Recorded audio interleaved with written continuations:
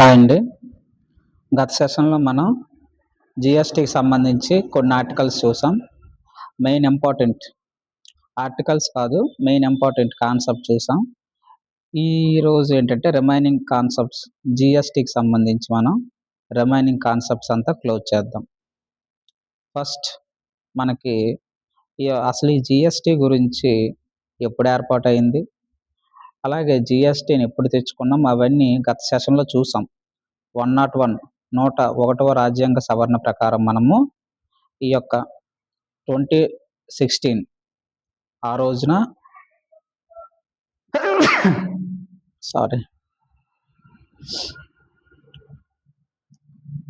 101వ రాజ్యాంగ సవరణ ప్రకారం 2016లో మనం ఏం చేసామంటే ఈ యొక్క జీఎస్టీని మనం మార్పులు చేసి అమలు చేసుకున్నామన్నమాట. అయితే 2017 జూలై 1 నుంచి అయితే అమల్లోకి వచ్చింది. అది మనకు తెలుసు. ఇక్కడ కొన్ని మెయిన్ ఇంపార్టెంట్ కాన్సెప్ట్స్ మరియు ఆర్టికల్స్ డిస్కషన్ చేద్దాం. 246A మనకు తెలుసు. మనకు దాదాపుగా 200 మనకు రాజ్యాంగంలో మనకి 240 అప్రాక్సిమేట్గా 245 నుంచి 300 దాకా మనకి ఆర్టికల్స్ ఏం తెలియజేస్తాయంటే శాసన అధికారాలు, అలాగే పరిపాలన అధికారాలు, అలాగే శాసన పరిపాలన ఆర్థిక అధికారాలు అన్నమాట. అంశాలు ఇవి పేర్కొంటాయి.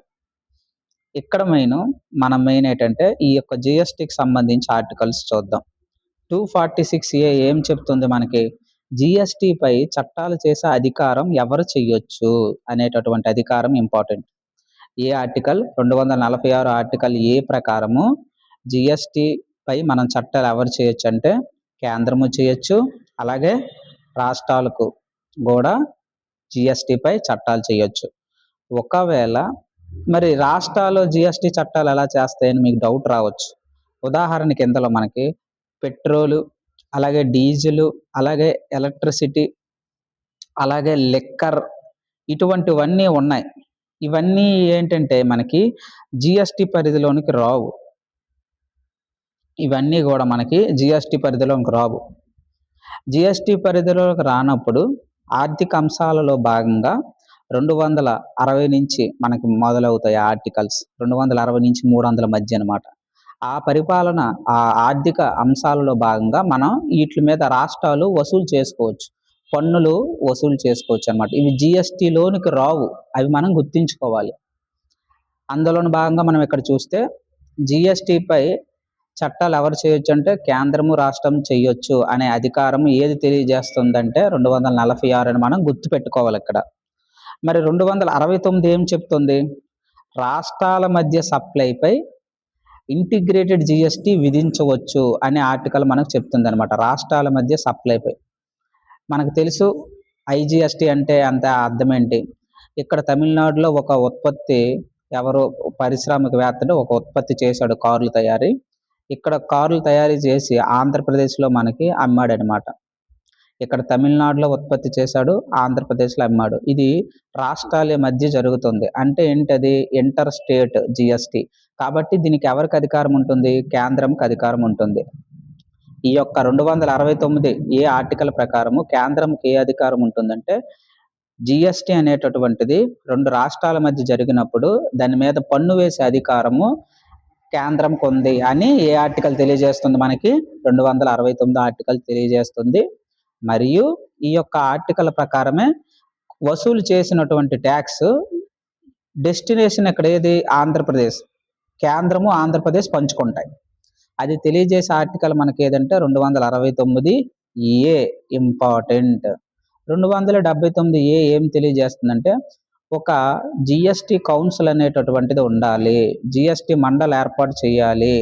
దాని యొక్క విధులు ప్రకారంగా మనకి ఏమిటంటే రాష్ట్రము మరియు కేంద్రము రెండు కూడా మనకి ఏం చేస్తాయి? జిఎస్టీ మండలి ప్రకారమే. ఉదాహరణకి ఇక్కడ ఏదో 18% ఒక వస్తువు ఉంది స్లాబ్లో. ఈ 18% ఉన్న వస్తువుని 12%లోకి మార్చాలంటే ఫైనాన్స్ మినిస్టర్ ఒక్కరే చేసి లేరు. దీన్ని మనం కిందటి క్లాస్లో చెప్పుకున్నాము.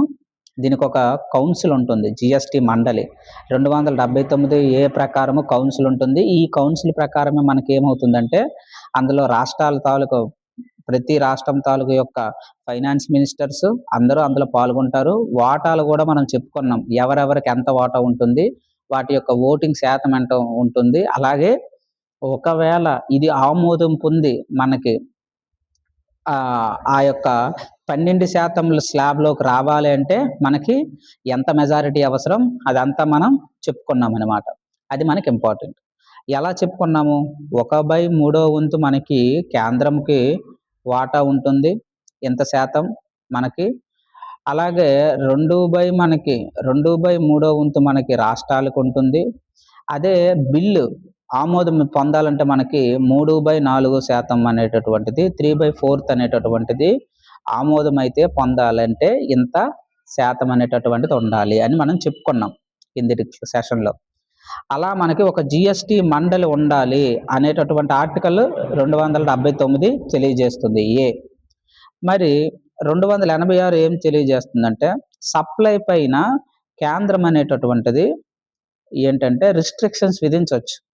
ఉదాహరణకి రాష్ట్రాల బయట జరిగే సప్లైపై రాష్ట్రాల ట్యాక్సేషన్కు రాజ్యాంగ పరిమితులు విధించవచ్చు. పార్లమెంట్ అనేటటువంటి దానికి ఇక్కడ కాకుండా జిఎస్టి కౌన్సిల్లో మనకి ప్రైమ్ మినిస్టర్తో కాకుండా వీళ్ళెవరు ఇన్వాల్వ్మెంట్ ఇందులో ఉండదు. ఎవరుంటారు? ఫైనాన్స్ మినిస్టరు, అలాగే కేంద్ర రాష్ట్రాలు, అలాగే కేంద్ర పాలిత ప్రాంతాలు, రాష్ట్ర పాలిత ప్రాంతాలు, ఆ కౌన్సిల్ యొక్క ఫైనాన్షియల్ మెంబర్స్ లేదా ఆ రాష్ట్ర ముఖ్యమంత్రి నామినేట్ చేసేటటువంటి మంత్రులు, వాళ్ళందరూ ఇందులో అధికారం ఉంటుందన్నమాట. వాళ్ళు ఈ యొక్క మొత్తం జిఎస్టి కౌన్సిల్కి సంబంధించి విధులు, వాటి యొక్క ఫంక్షన్స్ చూస్తారు.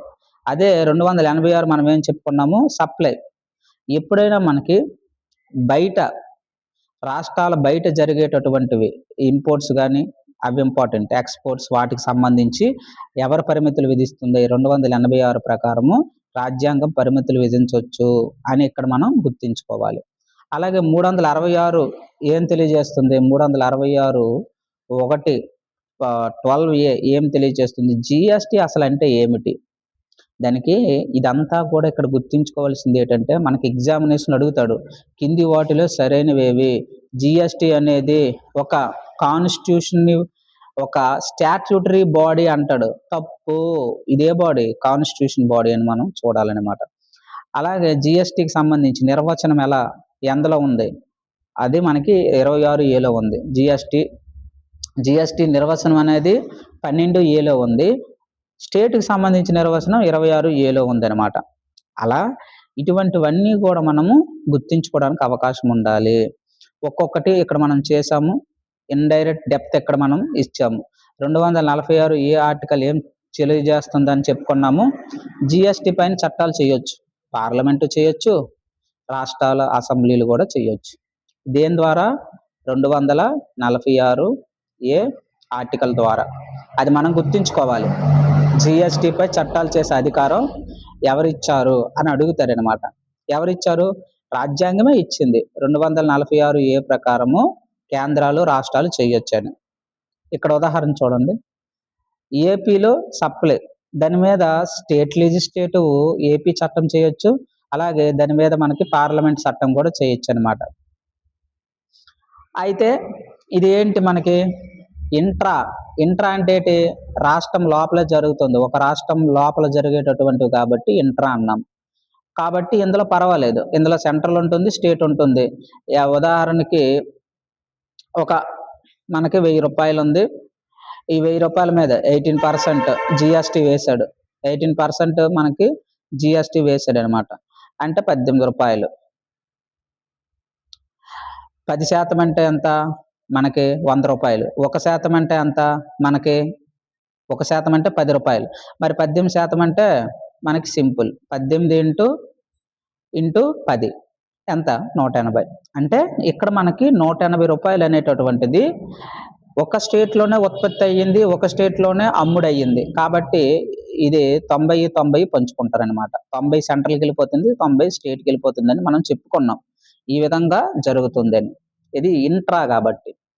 అయితే ఐజిఎస్టి అయితే మనకు ఇక్కడ ఇంపార్టెంట్, ఎవరు లా చేస్తారు అనేది దానికి సంబంధించిన ఆర్టికల్ ఏంటి అనేది మనకి ఇంపార్టెంట్. ఏది? IGST 269 very very important. 269A very very important.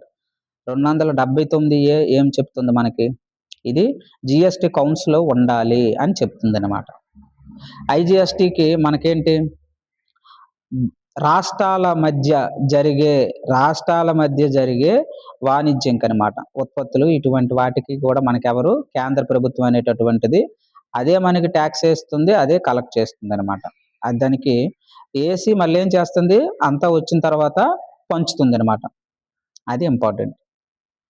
అలాగే 79 చెప్పుకున్నాం కదా, జిఎస్టీ కౌన్సిల్ అనేటటువంటిది ఉంది అని రాజ్యాంగంలో చేర్చారనమాట. ఇది ఈ లైను ట్రిపుల్ స్టారు ఎట్టుకుంటారు, 4, 5 మీ ఇష్టం, ఎన్నైనా ఎట్టుకోండి. ఇది మనకి కాన్స్టిట్యూషనల్ బాడీ అని గుర్తుంచుకోవాలి. చైర్మన్ ఎవరు ఉంటారని చెప్పుకున్నాం, ఫైనాన్స్ మినిస్టర్ అని చెప్పాము.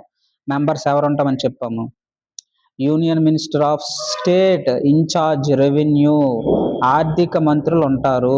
ఆ యొక్క ఆర్థిక శాఖకు సంబంధించిన మంత్రులు, స్టేట్కి సంబంధించిన వాళ్ళు ఉంటారని మనం చెప్పుకున్నాం. ప్రతి రాష్ట్రం నుంచి కూడా మనకి ఫైనాన్స్ మినిస్టర్ లేదా ఆ రాష్ట్రం నామినేట్ చేసినటువంటి మంత్రి అనేటటువంటి వ్యక్తి ఉంటారని చెప్పుకున్నాం మనం. ఇదేం చేస్తుంది, ఏవైనా రేట్లు మార్చాలన్నా, జిఎస్టీ రేట్ మార్చాలనుకుంటున్నాం, 18% ఉన్నది స్లాబ్లు మార్చాలన్నా, 12కి తేవాలన్నా, 5కి తేవాలన్నా, 28కి మార్చాలన్నా ఆ యొక్క జిఎస్టీ మండలి మనకి ఏం చేస్తుంది, తీసుకుంటుంది అనమాట. నిర్ణయాలు మనకి తీసుకుంటుంది. అది మనకి ఇంపార్టెంట్. అలాగే ఇవన్నీ స్పెషల్ రేట్స్ ఏవైనా విధించాలన్నా, జిఎస్టీ ఏవైతే లాస్ ఉన్నాయో అవి మోడల్ మార్చాలన్నా, ఇటువంటివన్నీ ఇది చూసుకుంటుంది అనమాట. అలాగే ఒకవేళ జిఎస్టీ రేట్ మార్చాల్సి ఉంటే మారుస్తుంది అనమాట. అది మనం గుర్తుంచుకోవాలి. అలాగే 86 ఏం చేస్తుంది, బయటకు మనకి స్టేట్స్కి బయట జరిగేటటువంటివి సంబంధించినవి అనమాట.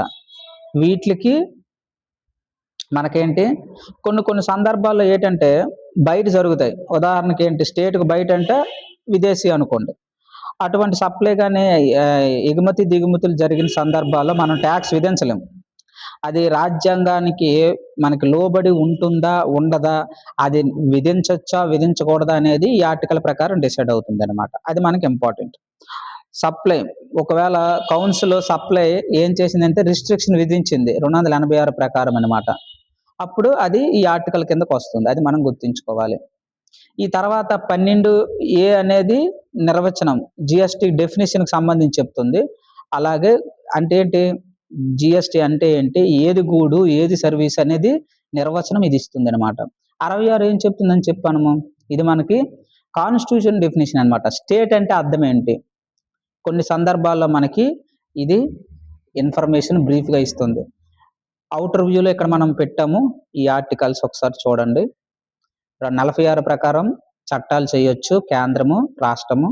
అలాగే 69 ప్రకారం ఒక రాష్ట్రం, 2 రాష్ట్రాల మధ్య జరిగే వాటి మధ్య గూడ్స్ అండ్ సర్వీసెస్ ట్యాక్స్ అనమాట కేంద్రమే కలెక్ట్ చేస్తుంది, కేంద్రమే విధిస్తుంది అని మనం చెప్పుకున్నాం.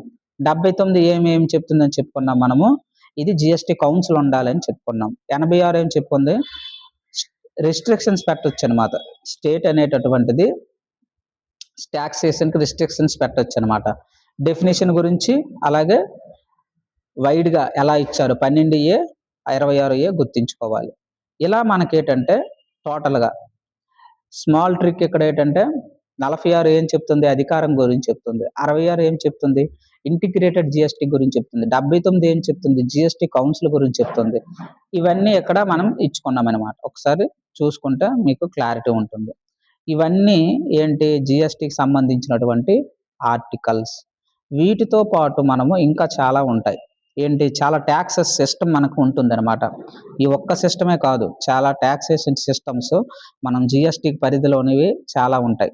అవి కూడా మనకి ఏంటంటే కొన్ని సందర్భాల్లో అడగడానికి అవకాశం ఉంటుంది అనమాట.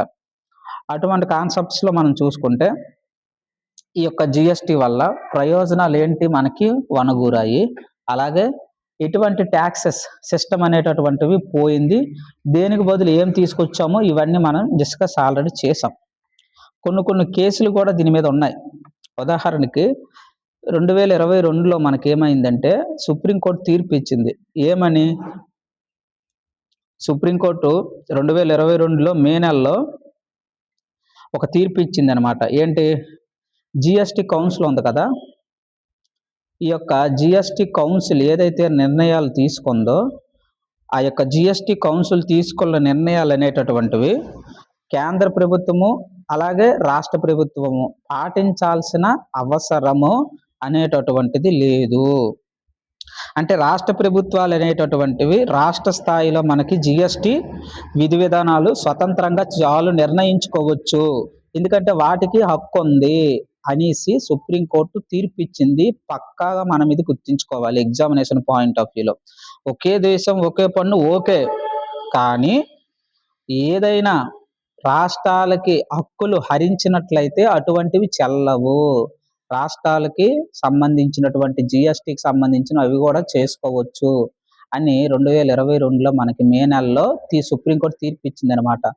ఏదైతే జీఎస్టీ కౌన్సిల్లో నిర్ణయాలు తీసుకుంటారో అవి అమలు చేయాల్సిన అవసరం లేదు అని సుప్రీంకోర్టు కొట్టేసిందనమాట. ఎందుకు ఇది చెప్తున్నామంటే వెస్ట్ బెంగాల్, అలాగే కేరళ, అలాగే బీజేపీ ఏతర ప్రభుత్వాల్లో ఈ జీఎస్టీ అమల్లో లేదనమాట. వాళ్ళు ఫాలో అవ్వట్లే. దీని మీద కూడా మనకు బిట్ అడగొచ్చు అనమాట. మనం వెంటనే టిక్ పెట్టేస్తాం. ఏంటని? జీఎస్టీ కౌన్సిల్లో తీసుకున్న నిర్ణయాలు కట్టుబడి ఉండాలి, అంతే కదా! డైలీ న్యూస్లో చూస్తున్నాము జీఎస్టీ మండళ్ళు అవుతున్నాయి. ఈ 12 స్లాబ్లో ఉన్నది 14, 18 స్లాబ్లో పెట్టారు, ఆమోదించారంటే ఫాలో అయిపోతున్నారని అనుకుంటాం. తప్పు. కాబట్టి గుర్తుంచుకోవాలి. అలాగే ఇందులోనే మనకి చాలా ట్యాక్సెస్ సిస్టమ్ ఉంటదనమాట. ఎగ్జిట్ ట్యాక్స్ అని. ఏంటి ఈ యొక్క ఎగ్జిట్ ట్యాక్స్ అంటే? ఇదేంటంటే మేధో వలసలని, బ్రెయిన్ డ్రైన్ నియంత్రించడానికే మేధావులపై ఈ పన్ను విధిస్తామన్నమాట. అంటే ఎవరైనా ఇప్పుడు గూగుల్ CEO ఉన్నారు, సుందర్ పిచ్చై, ఇటువంటి వాళ్ళు, సత్యనాథన్, వీళ్ళందరూ అనమాట. ఎవరైనా భారతదేశాన్ని వదిలి విడిచిపెడితే ట్యాక్స్ కట్టి వెళ్ళాలి. ఇటువంటిది అప్పట్లో ఏంటంటే బాగా వ్యతిరేకం వచ్చిందనమాట. అలాగే మనకి ఉదాహరణకు మనకి అలాగే సిబిడిటి, దీనికి సంబంధించింది ఇదొకటి అడగడానికి అవకాశం ఉంటుంది. సిబిడిటి ఏంటి? సిబిడిటి అంటే central board of direct taxes. ఇది 1963లో మనం తెచ్చుకున్నాము. ఢిల్లీ కేంద్రంగా ఇది మనకి స్థాపించామన్నమాట. అంటే ఏంటి? కేంద్రం ఏదైతే విధిస్తుందో ప్రత్యక్ష పన్నులు, వీటి యొక్క నియంత్రణ దీని నియంత్రణలో ఉంటుందన్నమాట. పూర్తిగా దీని నియంత్రణలో. అలాగే central board of indirect taxes కూడా తెచ్చాం. Customs, central board of indirect taxes and customs, central board of indirect taxes and customs, ఇది కూడా తెచ్చాం ఆ రోజే 1963 సంవత్సరంలోనే తెచ్చుకున్నాం అనమాట. అలాగే సెక్యూరిటీ ట్రాన్సాక్షన్స్ ట్యాక్స్, ఇది కూడా విధిస్తాం. ఇది దేనికి? స్టాక్ మార్కెట్లోనే ఎవరైనా పెట్టుబడి పెట్టారనుకోండి, ప్రత్యక్ష పన్ను అనమాట ఇది. వాటి మీద వచ్చేటటువంటి లాభాల్లో ట్యాక్స్ కట్టాలి. ఇది సెక్యూరిటీ ట్రాన్సాక్షన్ ట్యాక్స్ అంటాం. అలాగే ఏంజల్ ట్యాక్స్, ఇది 2012లో మనము ప్రవేశపెట్టామన్నమాట. 2012లో ప్రవేశపెట్టాం. ఏంటిది? ఉదాహరణ మనకి అక్రమ సంపద కానీ, నల్లధనము, ఇటువంటి ఉంటాయి కదా. స్టార్టప్ కంపెనీల్లో వీళ్ళు ఏంజల్గా ఇన్వెస్ట్మెంట్ చేస్తారనమాట. వాళ్ళ యొక్క వచ్చిన డబ్బుని ఇందులో పెట్టుబడి పెట్టి పన్ను ఎగవేతకి వాళ్ళు పాల్పడతారు. ఎందుకు? తెల్లగా మారుస్తారనమాట, వైట్గా మారుస్తారు. ఇటువంటి లావాదేవీల పైన మనం వేసే ట్యాక్సే మనకి ఏ tax? Angel tax. Angel tax అని అంటాం. ఇది కూడా మనకి ఇంపార్టెంట్ అనమాట. కాబట్టి 10 కోట్ల మూలధనం మనకి ఏదైతే ఉంటుందో దానికి పైన మూలధనం కలిగిన కంపెనీల పైన ఇది వేస్తారనమాట. ఇప్పుడైతే ఇది 25 కోట్లకు పెంచాము. ఇది ఇంకా ఇప్పుడు పెంచవచ్చు, 30 దాటి కూడా అవ్వచ్చు. ఇది ఒక 2 years బ్యాక్ అప్డేట్ చెప్తున్నాను అనమాట. కాబట్టి ప్రతి భారతీయుడు కూడా పన్ను కట్టాలి, ఇది మన యొక్క బాధ్యత అనేటటువంటిది గుర్తుంచుకోవాలన్నమాట. అలాగే అగ్రికల్చరల్ ఇన్కమ్ మీద కూడా మనము ట్యాక్స్ అనేటటువంటిది వేస్తున్నారనమాట. ఏంటి? ఇందులో 1966 ఆదాయ పన్ను చట్టం ఉంది కదా.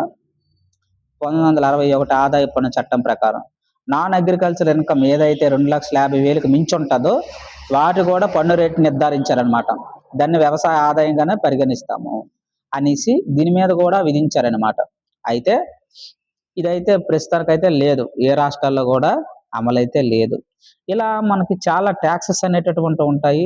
ఆడు ఎక్కడ ఏ బిట్ ఎలా అడుగుతాడో మనకు తెలీదనమాట. కాబట్టి చాలా అన్నీ చదువుకొని వెళ్ళాలనమాట. ఏ ఒక్క పాయింట్ విడిచిపెట్టడానికి లేదు. నేను కాస్తో కోస్తో ఒకటో రెండో విడిచిపెట్టొచ్చు. కాబట్టి అటువంటివన్నీ గూడా మనం డిస్కషన్ అనేటటువంటిది చేసుకోవడానికి అవకాశం ఉండాలనమాట. సో, మాక్సిమం కవర్ చేసాము. ఇంకా ఏమైనా జీఎస్టీకి సంబంధించినటువంటివి ఏవైనా ఉంటే మనం ఇంకా చూడొచ్చనమాట. చాలా ఉంటాయి ఇందులో. మనకేంటి ఈ యొక్క ఐటీ అలాగే ఇన్‌కమ్ టాక్స్ సంబంధించినటువంటి చట్టాలు తెచ్చారు. అవన్నీ తర్వాత డిస్కషన్ ఉంటుంది. అటువంటివన్నీ. అలాగే ఎఫ్ఆర్‌బిఎం చట్టం తెచ్చాము. ఆ! Fiscal responsibility and budget management system ఇది కూడా ఇవన్నీ డిస్కషన్ ఉంటుంది. బడ్జెట్‌లో చెప్పినప్పుడు ఇవన్నీ డిస్కషన్ చేస్తాం. కాబట్టి మెయిన్ జీఎస్టీకి సంబంధించింది, పన్నులకు సంబంధించినవి ఏవైనా మిగిలిపోతే చూడాలనమాట. అలాగే కమోడిటీ ట్రాన్సాక్షన్ టాక్స్. కమోడిటీ అంటే ఏంటి? వస్తువులనమాట. 2004లో ప్రవేశపెట్టాం ఇది. ఇటువంటివన్నీ పాతవి. ఇవి పెద్దగా అడగడు. అందుకే నేను టచ్ చేయట్లేదనమాట.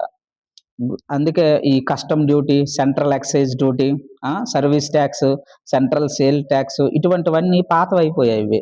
ఇవి అడగడు. ఇవన్నీ తీసేసి ఒకటే పెట్టాం జీఎస్టీ. అందుకే అదే మనం గుర్తుంచుకోవాలి. ఇవన్నీ ఆల్రెడీ చెప్పాము. కస్టమ్ డ్యూటీ అంటే అర్థం ఏంటని చెప్పాము. ఎగుమతి, దిగుమతుల పైన కస్టమ్స్ అంటే ఏంటి? ఎగుమతులు, దిగుమతుల పైన సుంకాలు విధిస్తాం. మరి సెంట్రల్ ఎక్సైజ్ డ్యూటీ అంటే సెంట్రల్ ఎక్సైజ్ అంటే ఏం చెప్పుకున్నాం? ఉత్పత్తి పైన. కేంద్రం అనేటటువంటిది వేస్తుందనమాట. ఉత్పత్తులు ఎక్కడెక్కడ చేస్తారో వాటిలపైన పన్నేస్తాం. సర్వీస్ అంటే తెలుసు. ఎక్కడైతే ఇది సర్వీస్ ఇస్తున్నారో అక్కడ సేవా పన్ను విధిస్తారనమాట. ఆ యొక్క పర్టిక్యులర్ స్టేట్‌లో. అలాగే సెంట్రల్ సేల్ ట్యాక్స్, కేంద్ర అమ్మకం పన్ను. ఇవన్నీ తీసి ఏం చేసాం? జీఎస్టీ 23 పన్నుల్ని సులభతరం చేసి జీఎస్టీ అనేటటువంటిది 2017 జులై 1 నుంచి అవలంబించామనమాట. 101 రాజ్యాంగ కాన్స్టిట్యూషన్ అమెండ్మెంట్ యాక్ట్ ప్రకారము ఇది తెచ్చుకున్నాము. అది మనం గుర్తుపెట్టుకోవాలి. అలాగే మనకి ఇంట్రెస్ట్ ట్యాక్స్ వేసేవారు, ఎక్స్‌పెండిచర్ ట్యాక్స్ వేసేవారు, బహుమతి పన్ను వేసేవారు. ఇలా ఎన్నో ఉండేవి. ఇవన్నీ చెప్పుకుంటే మనకి ఇదంతా పాత సిలబస్. ఇప్పుడైతే లేదు. అలాగే మనకి ఫ్రింజ్ బెనిఫిట్ ట్యాక్స్ అని ఇటువంటివి ఎన్నో ఉంటాయి. కానీ ఇవేవి మనకు అవసరం లేదు ప్రస్తుతానికైతే. జస్ట్ అవుట్‌లైన్స్ చదువుకుంటే బెటర్ అనమాట. ఓకేనా? ఇది మనకి టోటల్‌గా జీఎస్టీకి సంబంధించిందనమాట. ఈ యొక్క స్లాబ్స్ అన్నీ గుర్తుంచుకోండి. Thank you.